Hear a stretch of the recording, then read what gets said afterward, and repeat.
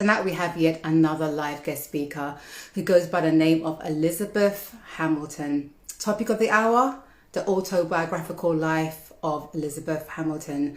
That will involve her sharing some of her experiences on being gang raped, being an author, healing, the importance of family, and so much more. So stay locked everyone and feel free to share this live while I bring Elizabeth in. Straight into it.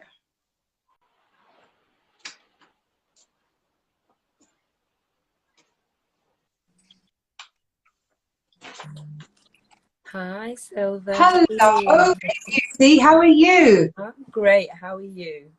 Oh, I'm divine, and I'm loving the fact that you've just got your brand like right back behind you. I love it. You ready, girl? You ready? Yeah, I love it. I love it.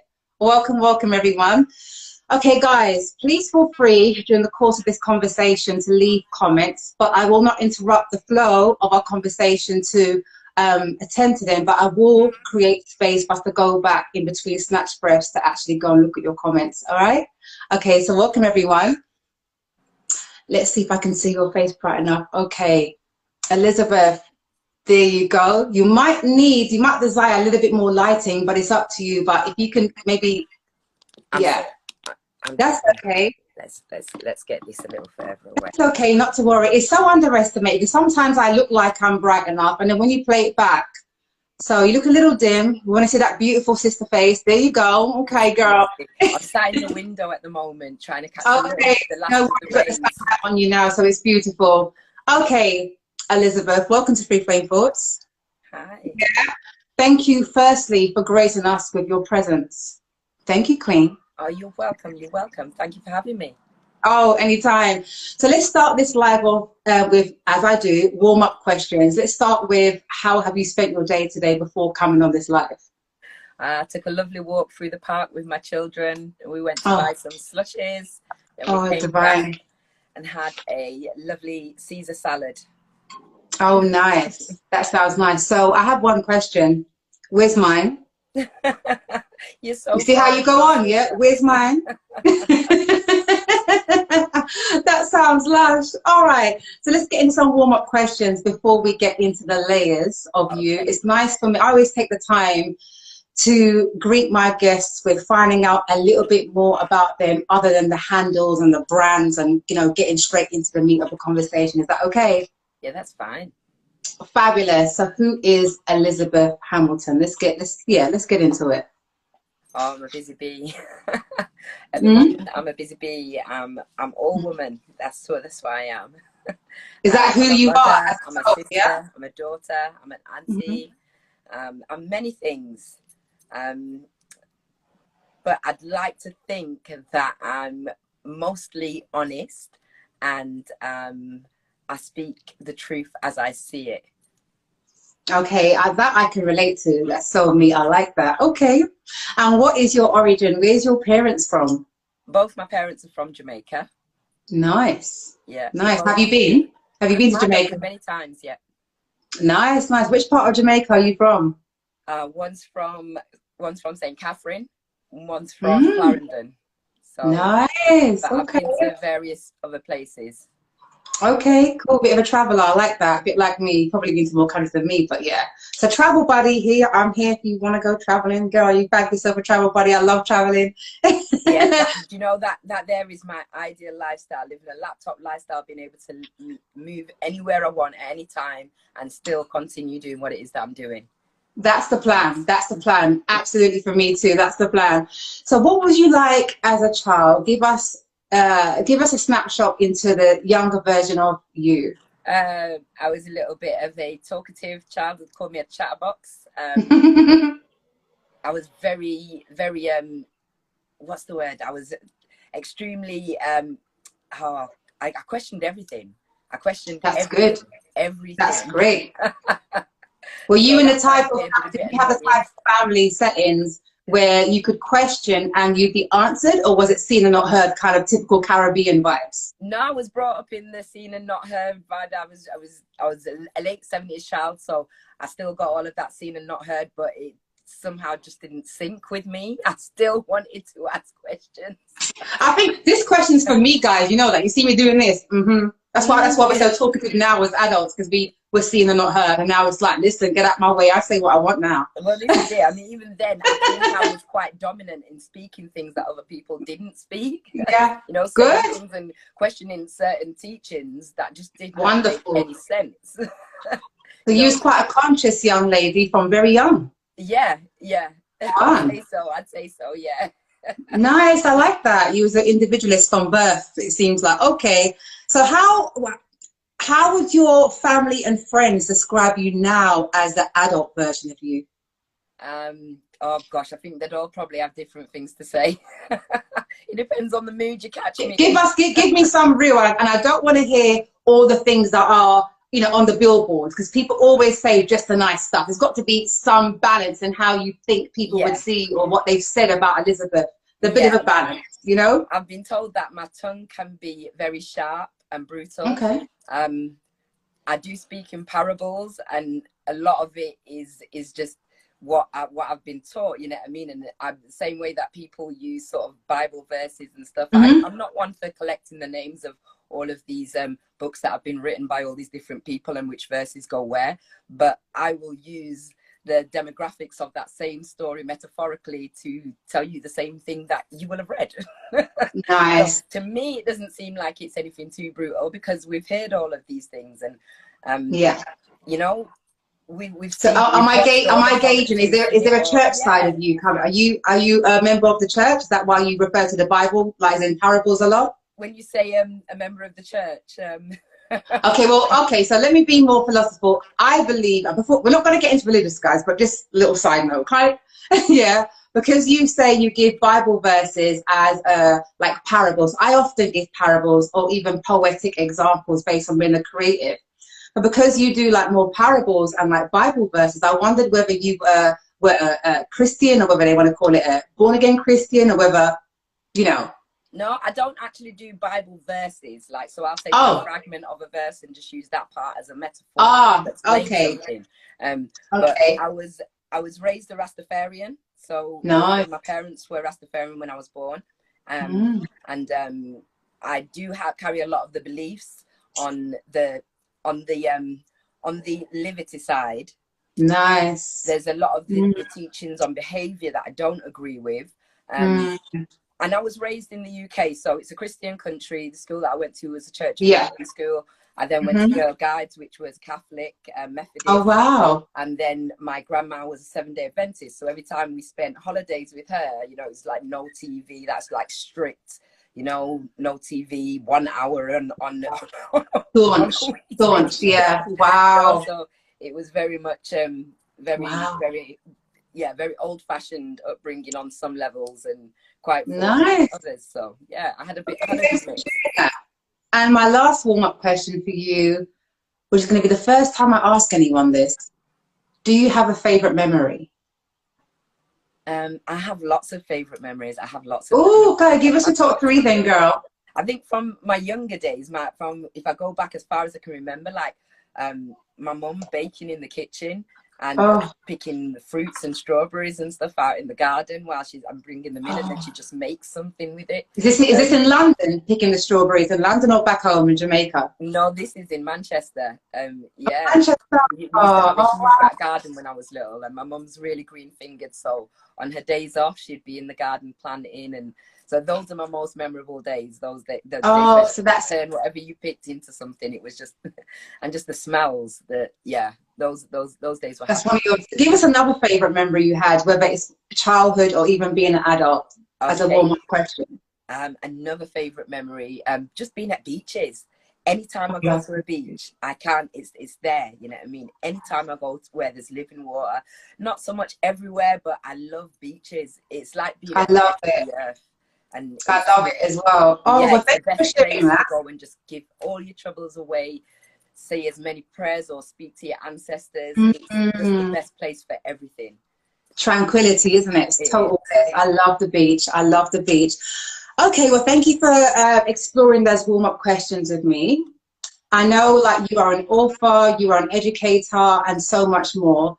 but I'd like to take you straight into the meat of the conversation now, the part that I would like to explore even the most and make our way backwards. Okay. Would you like to share or go into your experience of the gang rape and how that took place? Let's go back into how young were you? I was 12 at the time. Oh, okay. Okay. Yeah, I was 12 at the time. We'd just moved to a new town. And how it had happened is that I'd started DJing on a radio station. Now this was to replace all of the extracurricular activities that I had when I was in Manchester. There wasn't much that we could have switched to up there, because there wasn't that many things that were actually happening for people within that area.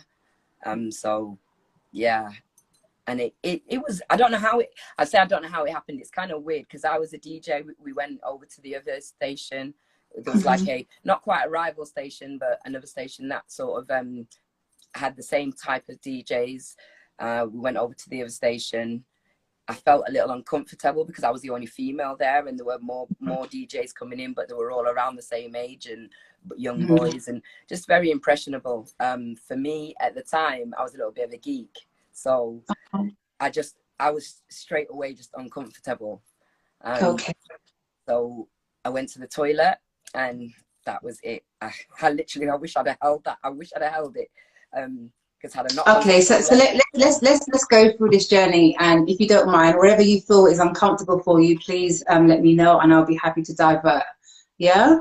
So you were a young DJ. You were 12, and this was some type of youth center, was it? No, it was a radio station. Official radio station at 12. Wow. It was a pirate radio station. Okay. And you say you wanted to use. I went to use the toilet.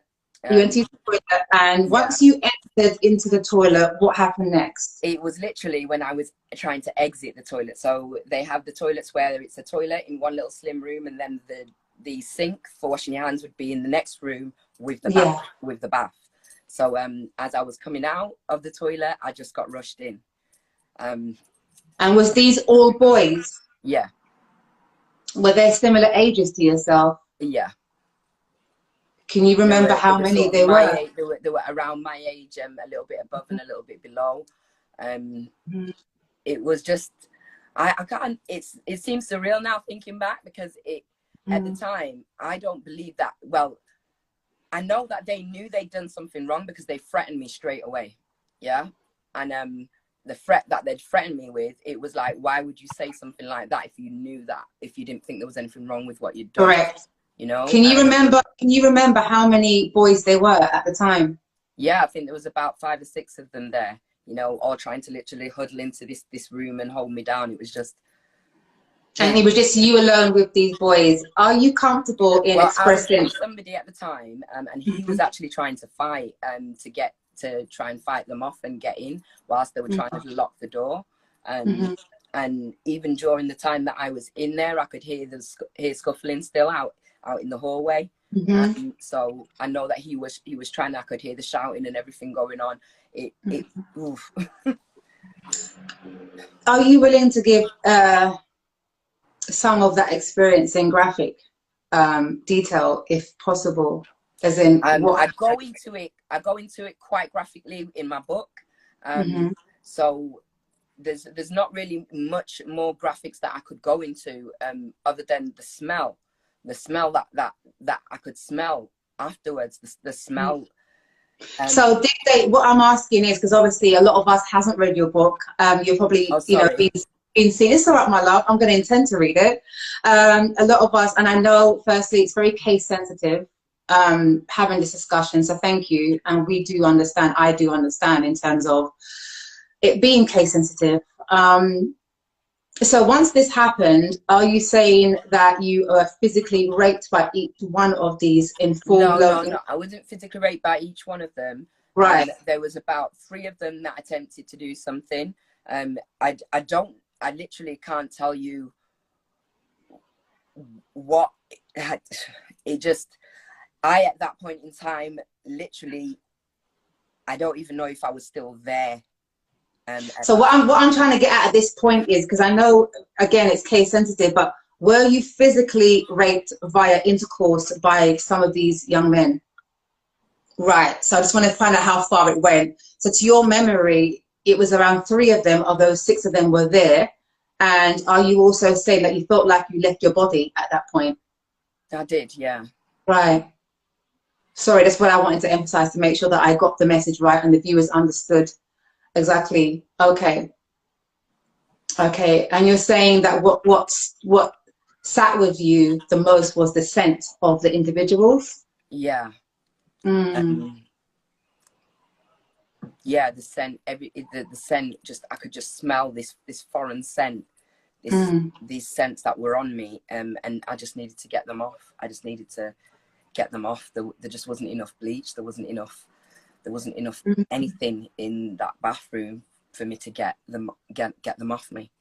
So before we go to that place of the aftermath, in the midst of it happening, can you remember at all your responses? It sounds like a very silly question, but believe it or not, viewers, people act very individual in these situations. Some may shut down, some may scream, some may actually just behave like they're surrendering so they don't get hurt. So I'm trying to find out what your response was now in that very moment. What do you recall, yourself at the doing? point where I was being rushed to the floor, I'd banged my head on the toilet bowl, and nobody took any notice of that. You know what I'm saying?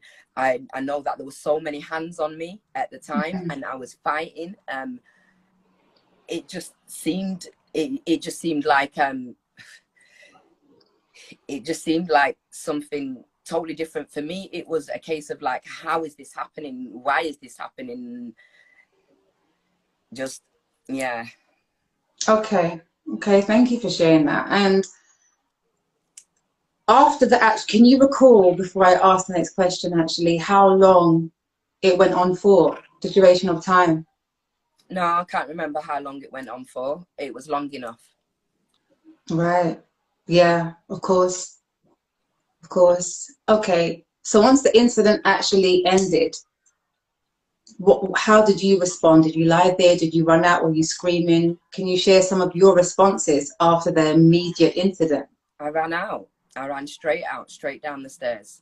Me and the friend I was with, he was like a cousin. The walk back to his house just was the most silent walk ever. I felt like every ghost in that town was walking with us at that point. Oh my goodness. I've got chills actually, you saying that. I'm so in tune with myself that I've actually got chills when you actually say that line. So you walking back with your friend, and where are you walking to? His home, your home? What happens next? We're going back to his home, but see, this is what I was explaining in my book, and I didn't want to go into too much detail like I was explaining, because it's a lot of it is in the book. My point for me was that we were all underage at that point. We were all underage. Elizabeth, sorry, I just wanted to say, because although we know that the information in your book, many who's going to watch this back has never ever heard of you or seen the book. So naturally, I have to probe as much as I can in order for people to know, and hopefully. Well, there you go. Here's a picture of it. All right. It's available on Amazon and at Waterstones, WH Smith, every good bookstore. Right. Okay. We can plug that after the live. In the meanwhile, these are the questions that are that's the whole point of the lead up to the conversation of your story. So I understand if you don't want to give away too much, but yeah, it comes with the territory of having an interview. But you can tell me when you're uncomfortable and when you want to divert. Yeah? Okay. So do you want to express what happened on the way back home, or what you've done next? What part of the story would that is what I was going into a moment ago. What I was wanting to stress is that everybody was a child at that point, and we were all underage. Yeah, so nobody was therefore responsible for themselves at that point in time. When we got into the house, what I remember is that his mum was angry with him. She saw that he'd been fighting, and straight away she was angry with him about fighting again.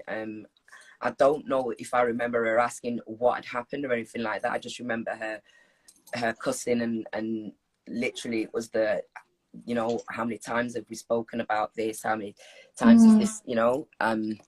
So it was a lot more of, sorry, the light's actually really disappearing. That's okay. It was more a case of just the anger that she felt with him having gotten into a situation like that. Was she notified of what happened, or she just assumed that he was fighting in general? She wasn't notified of what had happened because we'd only just reached back to the house. So okay. And just during that time, I managed to sneak past him and slide past and get up to the bathroom, which is where I stayed until my mum got home from work. And when she got home from work, see, back in those days, it was the big boilers, you know, so you have to wait for the tank to refill, etc. And I'd used out all the hot water. So her friend was complaining to her, and my mum came upstairs really disappointed with me. And so days and days and days went past, and by this point now, I told my friend, the threat that I'd been given is if I told anybody, they were going to go and tell people that I'd let them run battery on me.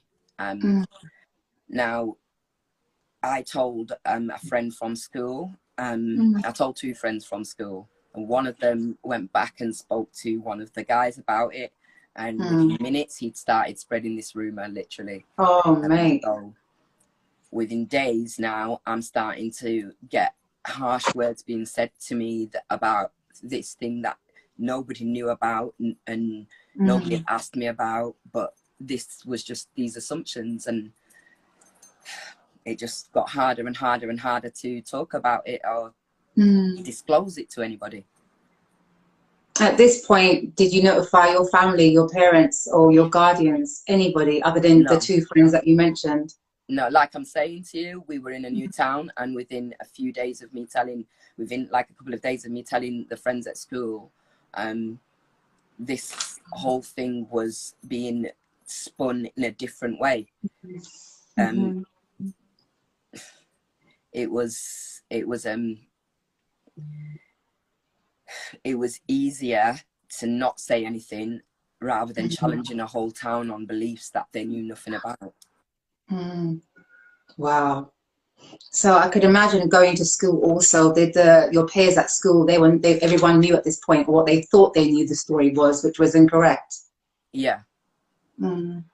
Very few people asked me what had happened and if what they'd heard was true. Very few people. But those people that did ask me are still in my life today. Oh, that's wonderful. I'm so glad. I'm so pleased. Okay, so at this point now, when the town, you know, is having their so-called say on a story that they don't even know the full version or the correct version, let me get it right. What happened next? At any point, did you report it to the police, a teacher? What happened next? How did it all come out in the end? Well, no, see, what good would it have been reporting it to the police? You know, that would have just been me handing over more black boys to the system. You know what I mean? Which is, at the end of the day, if they were going to end up in prison, they're going to end up in prison anyway. You know what I mean? They're doing things like this at this age. So if they believe that doing something like this is okay, they're bound to be doing a whole lot more in the future that's going to land them in that place. I don't need to be handing them over to the system. For me, what I was thinking at that time was just how could they have done this? Because I would have never dreamt of impeding on anybody's life in that kind of way. And what it was to me is, what have these children been taught? What goes on in their home? Why they feel that they have to do this to somebody else? You know, do you feel that when people make decisions that way as adolescent, young people, that it has to have been stemmed from the home, this level of demonized behavior? Do you feel like everything is based on home and how we reflect that on the outside? Do you feel that way? I know that I would never have dreamt of doing something like that to anybody. So I can only speak from my own terms, and I know my upbringing, you know what I'm saying? And from my upbringing, that it was clear that I'm not going to do that from my upbringing. So I don't know the upbringing that you've got. Simple. My upbringing wasn't perfect. Like I say, I'm not, nobody's perfect, but to go to a detriment of affecting somebody's life like that, That's just a step beyond what I would see as being a reasonable behavior at that age. Absolutely, absolutely, absolutely. And Possessed by a different spirit, isn't it? Totally.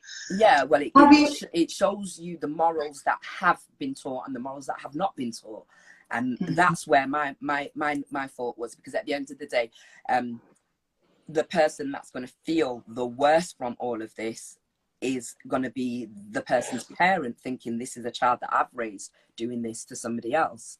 That responsibility is all on you, especially when your child is not an adult. They're not 16 years old. They're not of age for you to tell them to leave home or anything like that.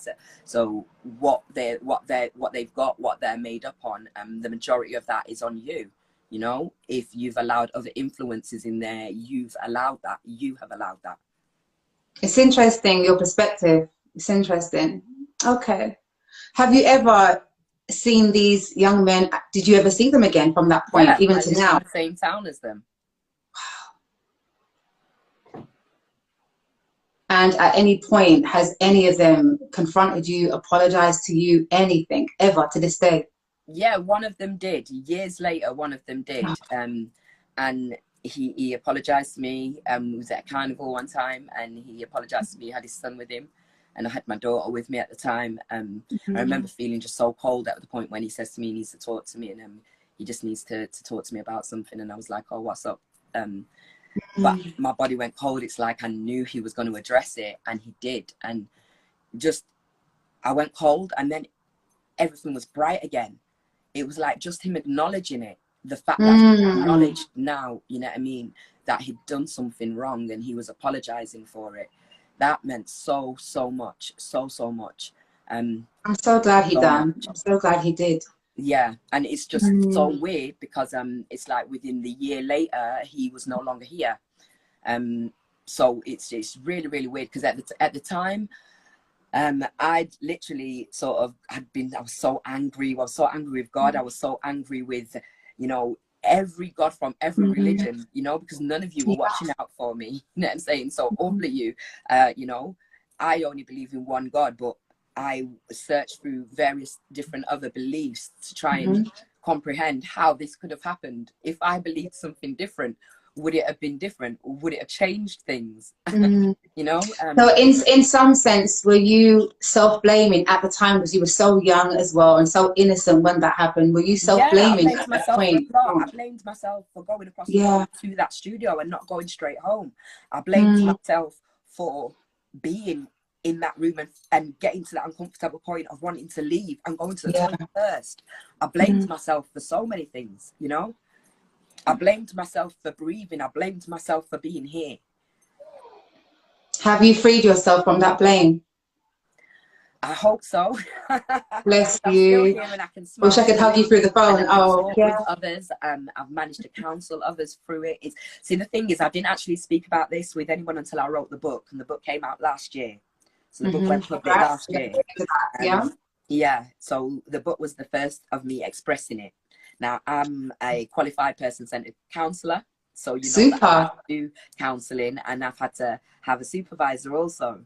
Within that time, I've managed to avoid speaking about it. I spoke about it once on the diploma course, and then realised that people that were acting different to me the next day were still going to pass this course. You know, they didn't even know what unconditional positive regard was, yet still these people are being passed through this course to play with people's minds and get into their psyche, and it's a dangerous place in there.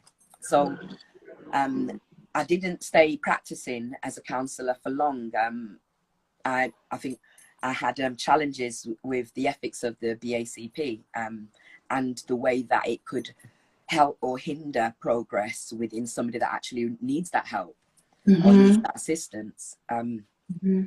So yeah, I just became better and better at hiding it and burying it, and I dealt with so many other people that have been through these instances and helped them to a healing place, and that was just good enough for me until I wrote the book. And then I realized, you know, you not talking about your experience with this is hindering your growth still, you know, it's holding bits of you back still. So here I am talking about it and smiling after dropping a couple of tears. That's all right. This is getting less and less. A very real show, and these are, believe it or not, my favorite type of energy exchanges because it's authentic to the core. And as far as I'm concerned, we're in each other's living room, and everybody else is looking in through our windows. So please feel comfortable just to be. It's organic. I appreciate you. I'd like to go back with one question before I go forward. When the gentleman approached you and that acknowledgement created some level, even if it's minute, weight off your shoulders, do you feel in any way that potentially it almost set him free from his prison that he came and spoke to you? It's not, there's no almost about it. I don't believe so largely you can repent from anything if there's a person that you've affected still suffering from that you have not acknowledged. Repentance is nothing. You can't just make your peace with God and it's okay. That is not how it goes. And if you've read any book from any religion, it will explain it to you. Your interpretation just needs to go that little bit deeper. You can't repent unless you've acknowledged the people that you've affected. Absolutely. Well said. Okay. All right. So you can take a moment if you like, have a sip of water. Thank you. Have it inhale. I feel like getting another light and another light. Yeah. In here. You can just have a moment, grab a breath, you know, whilst we, hi guys, whilst we take a moment just to address our viewers and allow Elizabeth just to have a moment. Yeah. Hi guys, welcome. Thank you for joining us. Please feel free to share this live. For those who's just hopped on, I'm speaking with Miss Elizabeth Hamilton, and we're discussing her autobiographical life journey in many different elements. Yeah, so I'm going to just readjust myself here. There we go. And okay. That's giving us any more light at all. That's all right. It's lovely. You okay? I'm good, yeah. I'm good. Would you like to talk about the healing side of your transitions? Yeah. Yeah? All right, let's get into it. So you done the counseling. You say you're no longer practicing at this moment due to how you felt about the ethics, etc. I'm such an advocate of counseling. It's something that I'm going to continue myself. We can talk about that another time. And you say you wrote the book. So do I assume that you wrote the book based on your experiences? That's what encouraged. Was you ever interested in writing before then? Yeah. From I was young, I used to songwrite. I used to write songs. Me too. And I was a bit of a poet as well. Me too. So I was really good at English. I love words. I love words. Me too. Okay. So, yeah. Yeah. All right. So we're gonna in the books. Right. Okay. In the all right, so we're going to go into more layers of the book, or go into the layer of the book, should I say, a little bit later. So let's talk about the healing. From that experience, okay, actually, let me share a really relevant question with you. My lecturer, whilst I was on level 2 in studying counseling, said that in some things in life you get over, some things in life you learn to overcome. As in get over, and some things you learn to live with, overcome and live with. What do you think of that theory? It makes sense to my experience, where some things you learn to live with and manage, and others you overcome. Would you say at this point you've overcame that experience, or do you just learn to live with it? Have you learned to live with it? Sorry. Yeah, well, that's what it is. I don't think you can ever overcome. People say get over it, you know. All right, not everything you can't. Yeah. You never get over something like that. That's a part of you. You grow with that part of you. And sometimes that part of you can be something that's a piece missing, a broken piece. You just learn to grow with that broken piece. Yeah, you learn to grow with it. And in growing with it, you can make that broken piece into something beautiful. That sounds lovely. I'd like to say that's definitely your personal rendition of how you see that, and it's beautiful. On the flip side, I guess somebody else will have another perspective. They probably wouldn't even call it broken. They may call it bruised. They may call it whatever. I think there's so many terms for how we describe our emotions, and that's yours. And I love the way you just own that. Yeah. See, for me, it was a thing of it. Because of my ideals, and the things that I had in my head of how it was going to be when I lost my virginity and all the rest of it, it felt as if I had been robbed of a part of my life that I will never ever So get they back. were the It wasn't first. just Oh, okay. it wasn't just about a case of oh, I was gang raped or I was raped. That was my virginity, you know. That was that one thing that everybody's supposed to be able to give to somebody, you know. Yeah. It's not something that should be taken. And there's so many people out there that have had that piece of them taken, which means that you can't ever be whole without that. I can't explain it, really. I can't explain it in so many words, but it's something that you can never ever get back. It's not just one night of sex or one day of sex, you know. That's that first time. There's never ever going to be another first time, you know. So for me, it was a broken piece that I've had to live with, you know. May I ask you something? Myself Allow me to ask you something really relevant that's just re-entered my mind. I used to have a friend, and she experienced a different story but same outcome. She was also raped, basically, by a family member.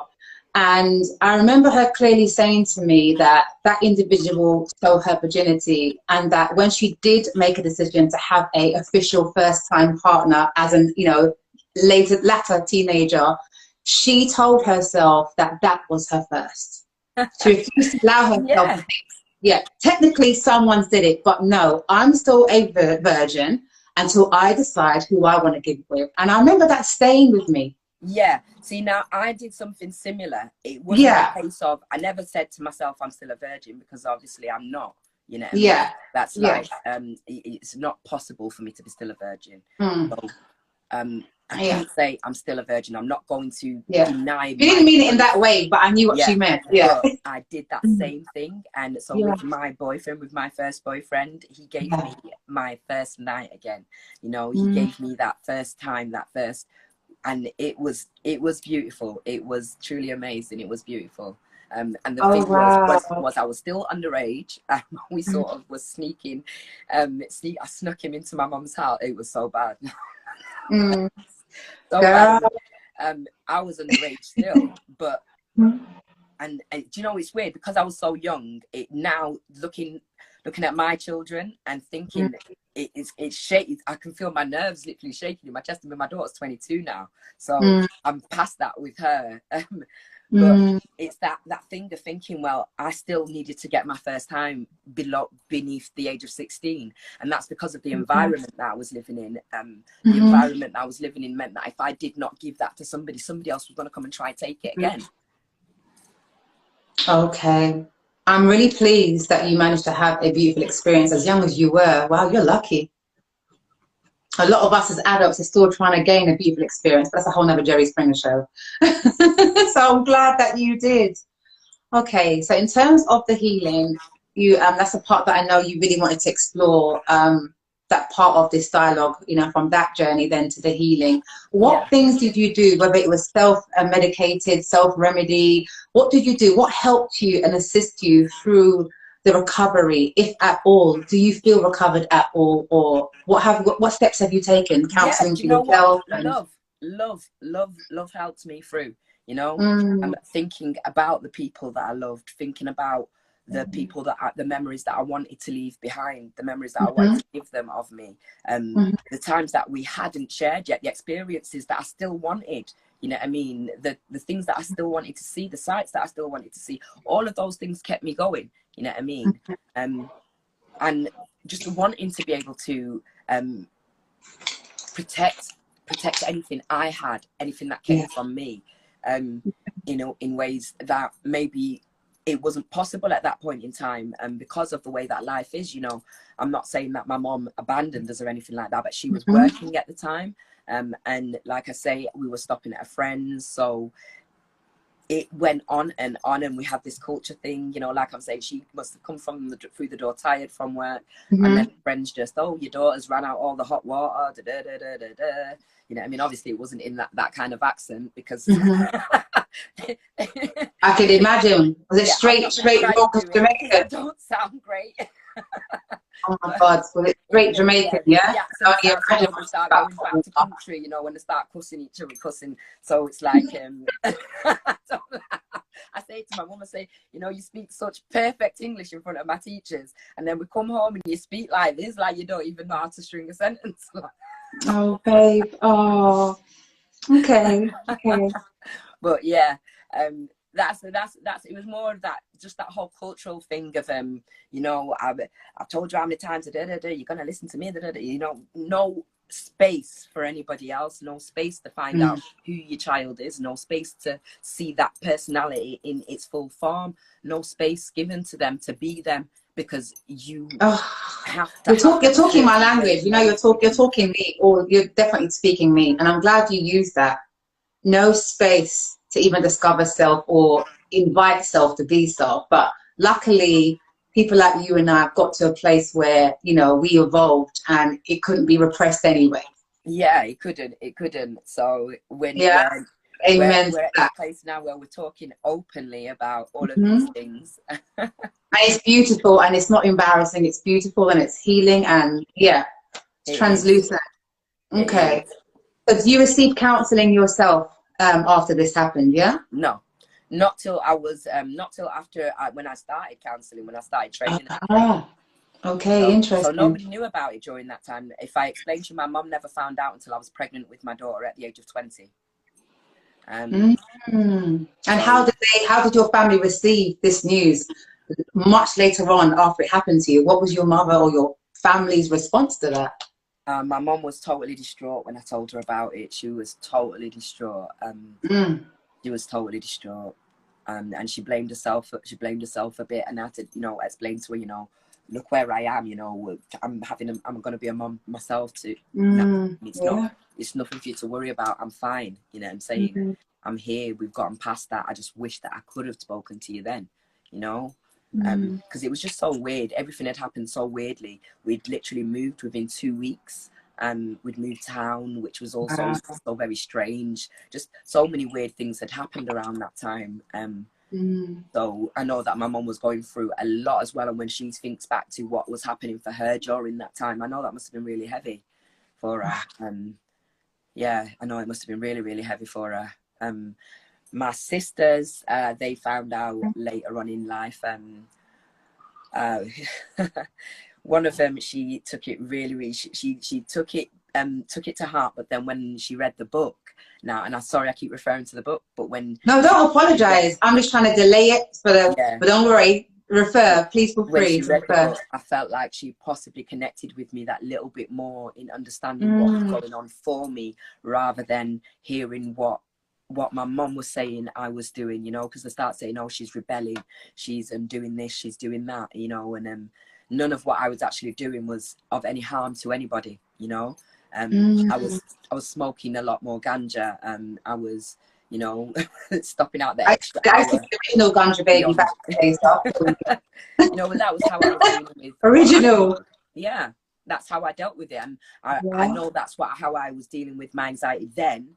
And that's what was helping me to heal.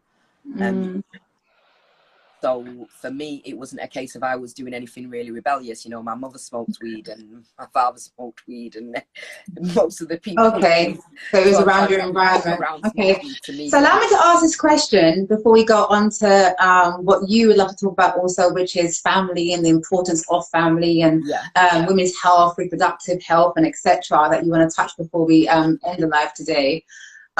Since that happened to you, have you gone on to have healthy relationships, or has this incident affected your personal love life and connection with your partnerships? I don't know. I think it has affected each and every one of them, because it's always there. Like, I get flashbacks. You say it's had an effect. So yeah, because I get flashbacks to this day, and it's not the first thing that you're going to speak to your partner about. So it's kind of weird, you know. The partner that I'm with at the moment, he was the first person to sort of challenge me on it, you know, and ask me who I spoke to and what did I say to them, and what did I say, you know, is like, oh, you know, sometimes you think you're open, but you're a little bit vague. So what exactly did I say? And that made me start thinking, you know, he's right. I didn't share it with as many people as I should have done, because I started feeling inhibited. I started feeling like it was a challenge now to share this information, because I was challenging this false information that was already out there. Yeah. And it's easier for people to believe the worst of you than to believe the worst of someone they know and have been around for the majority of their life. The reason why I asked that question, because it's a bit of the obvious, I guess. Well, for me, in my relationships, I've learned that no matter what other ties and bows you want to be attracted to, I literally go straight into saying to the person, I'd like to meet the boy in you. And they're like, what? And I'm like, yeah, because that's going to teach me how to accept, like, and love you. You know, so the girl in you, you're the woman now, but it's the girl in you that the man has to understand, even though you're the woman. I always find that that's the best holistic way that I approach even myself, the relationship I have with myself, and how I address relationships, or how I get to know a person. So now you're in a new relationship. Are you finding that you're having a healthy, fruitful relationship? It hasn't affected you where it's, you know, some people can't love anymore, or they find it difficult to be intimate because of what they've been through, or have so many barriers because of their previous experiences. Is really what I'm getting at when I asked you that question. Yeah, and I think I'm probably one of these people that just really love a challenge. So, oh, like me. Myself Okay. every day. I'm just all right. Well, high five. I'm glad to hear it. All right. Each day, you know. Like I say, this thing, it's not something that goes away. It happened, you know. I can't click my fingers and stop the flashbacks, but I can deal with them in a way that's not going to be inflicting more harm on myself or anyone that I'm getting involved with. So yeah. Do you mind if I just ask my daughter for a charger? Oh, please do. Be you. Go ahead. Okay, so I'll let you get interactive with it. Yeah, hi guys, thank you for joining the live today. Once again, we are with Elizabeth Hamilton. We are discussing her autobiographical life journey, and there's many elements to the journey. We've already covered her experience from childhood when she had an incident with a group of young men. We spoke about the healing side and the self-remedying side, and I'm hoping now to transition into the importance of family that Elizabeth would like to speak about, and women's health and being a tutor and so much more. I would just wait for her to come back on the live. Are you guys engaged? Let me know you are. Send me up some hearts, some flames, some thumbs up, or maybe that's to ask her a question. Shall I go and see if there's any comments in the inbox? Let's have a look. Let me put these on. Thank you for the hearts. I know that you're still here. You're engaged. Tola, a blessed evening to you too also. Am I saying it right, Tola? Yeah, I think so. Thank you for Amarie for joining us tonight once again, and everyone else that is still on the live. Thank you for being here.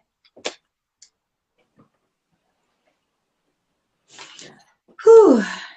It's not as easy, guys, when you're watching it as it is for someone to sit here and actually express all that Elizabeth is doing today. So a lot of gratitude. She's back. You're back. Okay.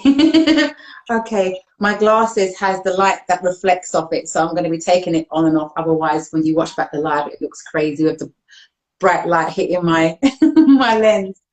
All right. So tell us the importance to you of family and the reason why, as you entitled it. Okay. Let's talk about that next. Yeah. Yeah. Okay. So this is my belief. Okay, go for it. So family is it's the group of people that you never asked for.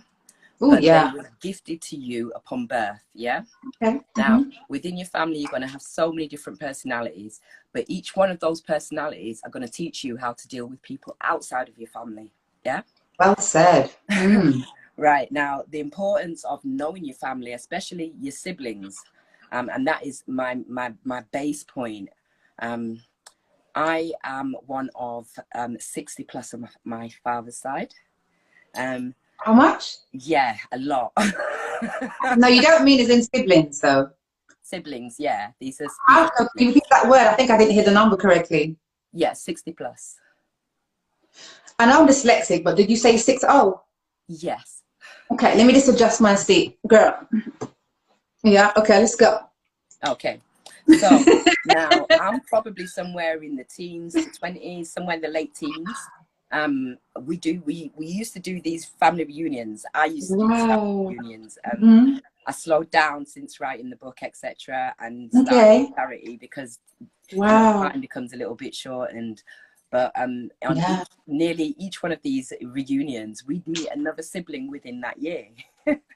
And this is on your dad's side? Yeah, this is on my dad's side. He has been blessed with the most strongest, you know what, most potency definitely in the world. Most definitely he has.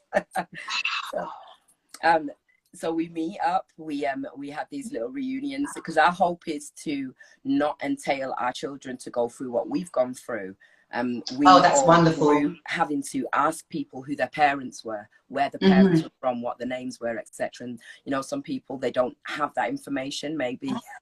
Sorry. Yeah. I can see one of my sisters laughing in the background there, sorry. So we'd be asking about parentage and stuff like that, whereas because we don't know all of our siblings, we can't then say to our children, ask about the parents, because we don't know all the names to give you. Parents. Is your parents still with us? Sorry? If you know what I mean. Is your parents still with us? He is, yeah. He's living in Africa at the moment. No more babies though, no? In the last year? Only he can answer that. Oh, Lord, girl. I better get him on my live at some point. Go on. Time. Oh, wow. Yeah, only he can answer that. Wow. Okay. So you have a massive, massive, massive family in the greatest sense. How wonderful, though. I know, although I know sometimes you can be in a big family and still feel alone sometimes, but how do you feel being in such a extended, huge, humongous soul food family? I feel totally blessed. I feel totally blessed. There's so many different characters, so many different auras, just so many different. Does a lot of you resemble each other in features or in characteristics? Yeah, we have, there's a lot, yeah, you'll see little resemblances between loads of different ones, yeah. So we that's can a beautiful thing. That's a beautiful thing. Like that one, or etc. And yeah. So let me ask you, perhaps I tend to have a pre-call, everyone, before I speak to anyone, purely just to get bullet points and have a bit of a soul connect. And I remember you saying, Elizabeth, on the phone that, you know, all this half, there's no half, it's a whole. Like, what's your perspective on that? Because growing up, I never really said half. I would say on my father's side to friends that knew, like, you know, this sibling, where do they come from or whatever. But yeah, what's your thought? You never use half. You don't use the word half. Okay. I hate that. I hate it when people say that. Which half are you choosing to be my relation? You know, is it the legs? I never used to say that, and I guess lately I've been saying, "Oh, my half sister, make her go on." Yeah, but hopefully I don't say that. Yeah, there's no half. It's my sister or it's my brother. That's the absolutely. You know what I mean? That's that when people say that half thing, it always reminds me of that story where the woman said to chop the baby in half. Oh my goodness. Was it with King Solomon or something like that? So they'd taken the baby to him, and there was the two mothers. One was saying it's her child, the other one said it's hers, and he said he'll chop the baby in half and give half to each one. One of the mothers said okay, and the other one said no, give her the baby. Wow. Madness. When they say half, it always makes me think, why use that? So that's just wow. So are you the sibling that keeps, are you the glue in the family? Do you bring everyone together? You said the reunions. Are you the glue in the family? I'm one of them. I'm one of the glues. We've got a good few different batches of glue, you know. Some of them are like super glue, some of us are like PVC, some of us are like, is it PVC? Yeah, we're like PVA. Some of us are like lots of different types of glue, you know. Some of us are gorilla glue. All right. So you wanted to also explore elements of your journey in terms of women's health and reproductive. Tell us a bit about that. Okay, so after I had my daughter, I was me and my fiance were trying to have a baby, and it just was not working. We did so many different things. We tried so many different things, and it just was not working. We went to the hospital, we went to the doctors first, had some tests done, then went to the hospital, was referred to, for the fertility, was referred to the sexual fertility department to have run more tests. I went and did my tests, and we found out that I had polycystic ovaries and fibroids as well. Okay. So they said that that would be the reason that I'm not, you know, I'm not conceiving at the time. So they said they offered me laser treatment and medication and etc. But I'm not one for medication. I don't like the side. If I want you a naturalist, yeah, that I don't like, I'm not taking it, because I've got this horrible thing, like, you know, I'll have that one side effect, you know, literally. I've never been through the tunnel, because I believe that the one day I decide to go through is when the cracks will happen. Oh, so, wow. Not like I'm not like a doomstress, but like I don't really mess with medication, you know. I understand. So did you go on, your daughter you have now, is this the baby that's come to manifestation, or is this after your first? Okay. No. See, now what happened is, after that, now they said that I wouldn't be able to conceive so easily, and then I managed to conceive within like a year later. I conceived. Wonderful. And the thing is, was that naturally? Yeah. Yeah. Oh, wonderful. I went to Jamaica on holiday, and you know, you eat the right food, the sun's there regenerating your cells again. Ooh, Jamaica done the birth thing, girl. Darling.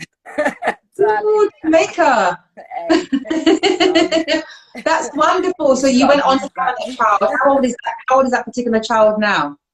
That particular child did not make it. Unfortunately, that particular child I ended up losing in a ruptured fallopian tube. I had ectopic.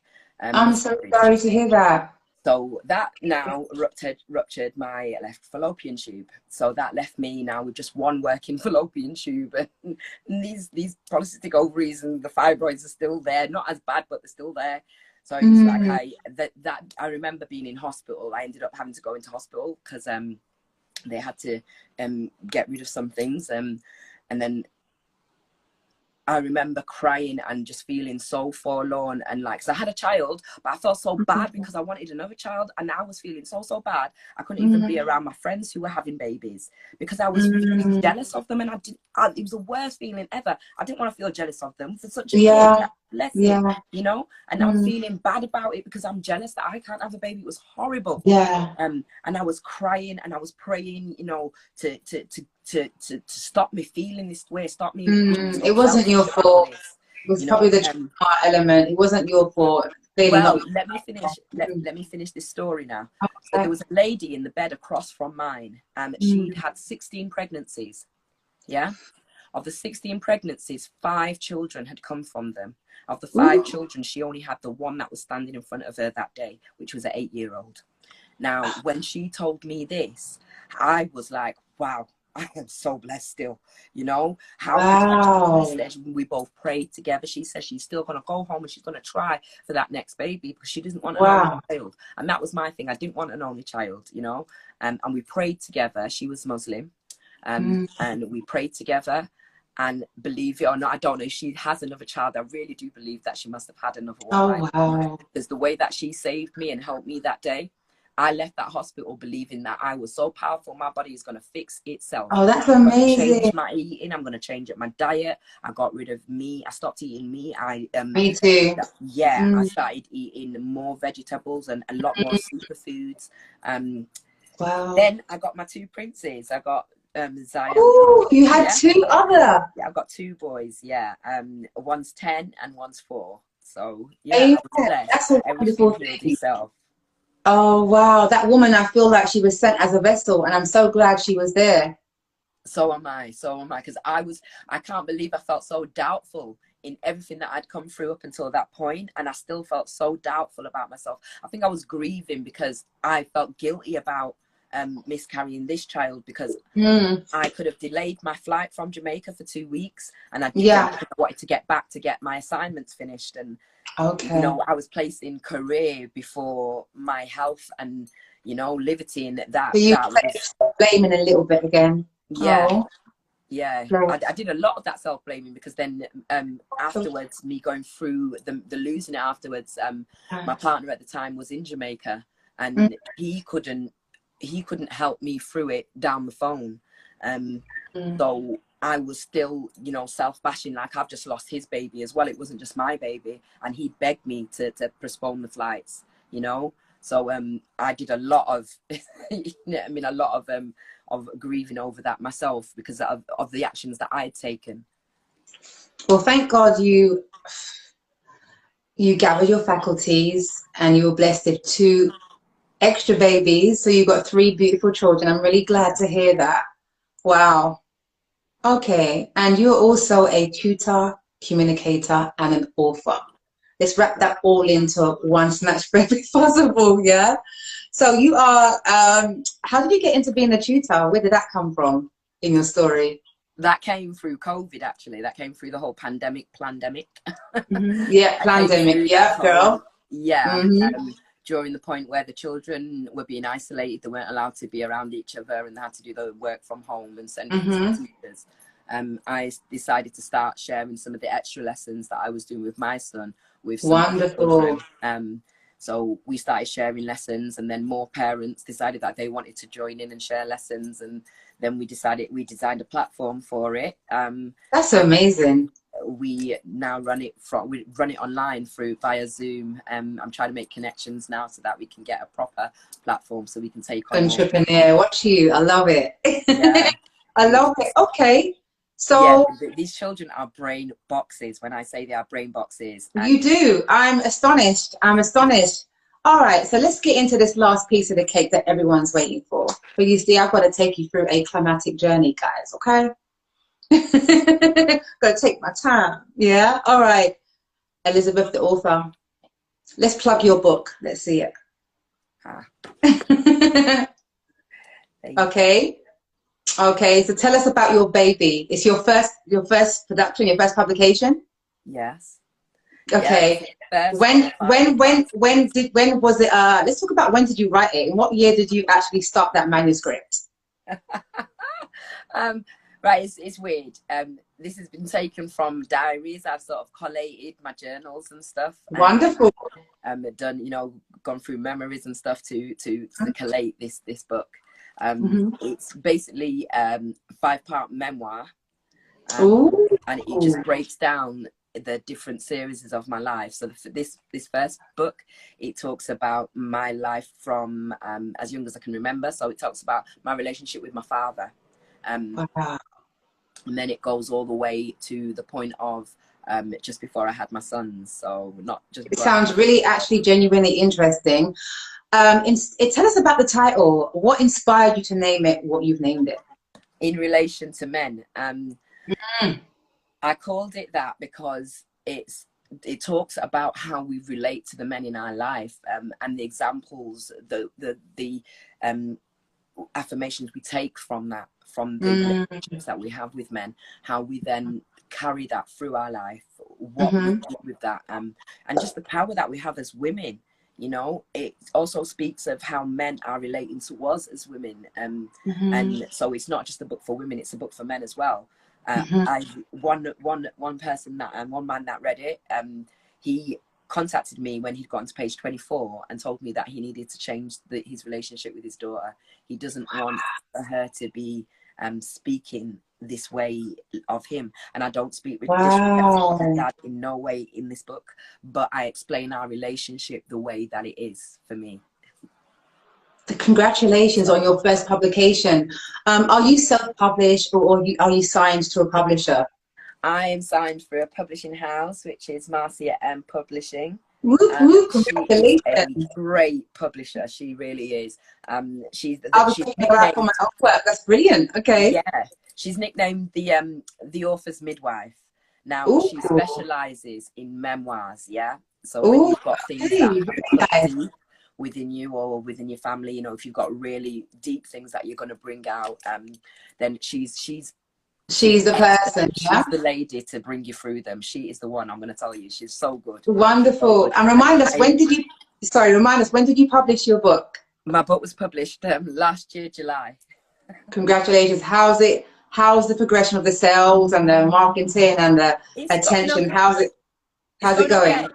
It's going okay. It could be doing better, but it's all about plumbing the money into it. You know, marketing, 100%. it takes money. So, you know, it's getting there, and we're pumping it a little bit more now. So, yeah. Can we anticipate a book 2? Yeah, there is a book 2. There's a book 2, 3, and 4, and 5. Like I say, book 2. You've already written it this year.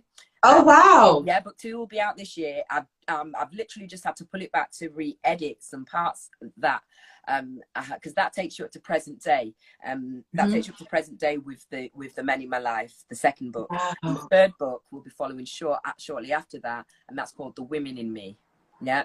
So for all the men out there that I say, you know, she's called it in relation to men, she's just going to be men bashing. I am not, you know what I mean? When The Women in Me comes out, you're going to see the other side of it, you know, the things that I was aspiring to as a woman, as a female, those women that stood out to me as being that feminine entity. And then those women that I surely did not want to be anything like that, didn't know any type of progression or any type of knowing themselves, let alone knowing the people that they interacted with.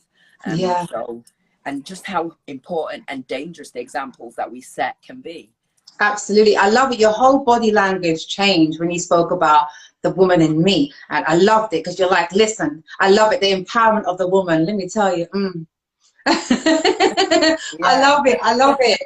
Wow. All right. So as we draw this wonderful live to a slow close, is there anything that you would like to add or even ask me before I go into what I call the afterthoughts before we close the live tonight? No, I don't think so. Right. I'm good. When people are firing questions, there may be something sometimes that people want to say or that I haven't asked that's important to them. So I like to give that space when I can remember to. But I'm glad you are okay then. All right. So let's go. You've done well. Thank you, Silver. Sorry? You've done well. Thank you.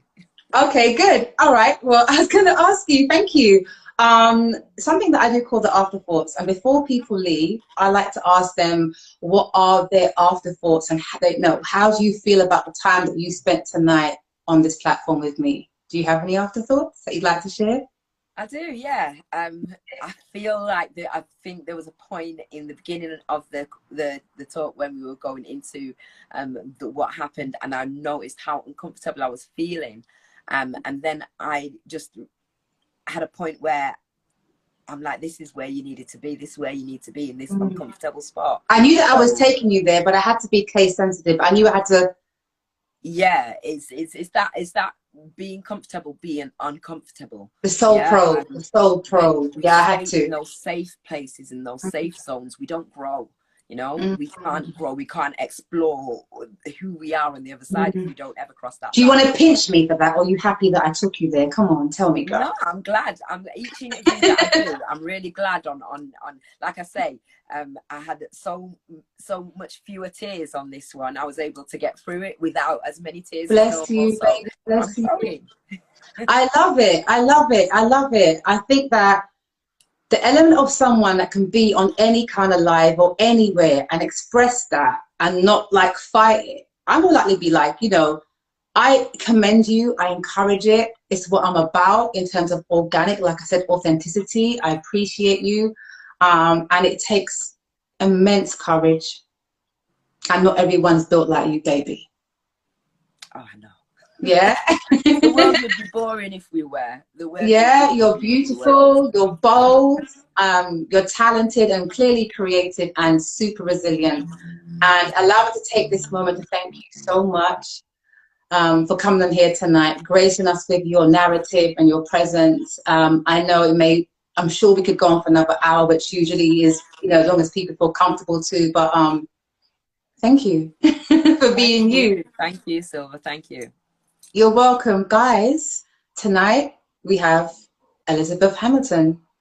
Send her some love hearts, some praises.